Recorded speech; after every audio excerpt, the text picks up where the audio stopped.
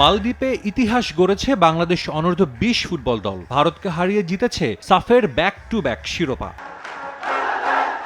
বয়সভিত্তিক পর্যায়ে বরাবরই বাংলাদেশের ফলাফল ঈর্ষণীয়। সাফের নারী পুরুষ দুই বিভাগেই আছে সাফল্য। তবে গেল কিছুদিন নারী দল আন্তর্জাতিক পর্যায়ে সাফল্য পেলেও কিছুটা পিছিয়ে ছিল ছেলেরা। এই শিরোপা স্বস্তির সঙ্গে নতুন সম্ভাবনার দুয়ার খুলে দিল।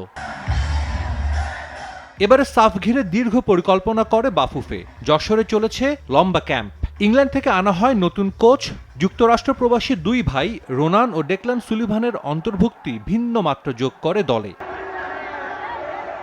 অপরাজিত চ্যাম্পিয়ন হওয়ায় এরই মধ্যে শিরোপাজয়ী দলের জন্য আর্থিক পুরস্কারের ঘোষণা দিয়েছেন যুব ও ক্রীড়া প্রতিমন্ত্রী। আমরা খেলোয়াড়দেরকে বরণ করার জন্য অপেক্ষা রয়েছি। ইনশাল্লাহ আমরা এয়ারপোর্টে গিয়ে আমাদের এই বীর সন্তানদেরকে আমরা ইনশাল্লাহ বর্ণাঢ্যভাবে তাদেরকে রিসিভ করব। নারী সাফ জয় করে দেশে ফেরা দল এর আগে দুবার পেয়েছে ছাদ খোলা বাসে সংবর্ধনা। এবার যুব দলের জন্য একই ব্যবস্থা করেছে বাফুফে।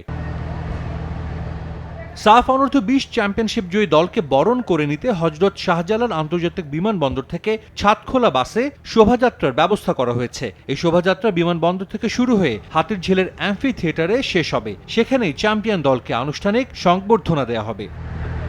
সাজিদ মুস্তাহিদ, সময় সংবাদ।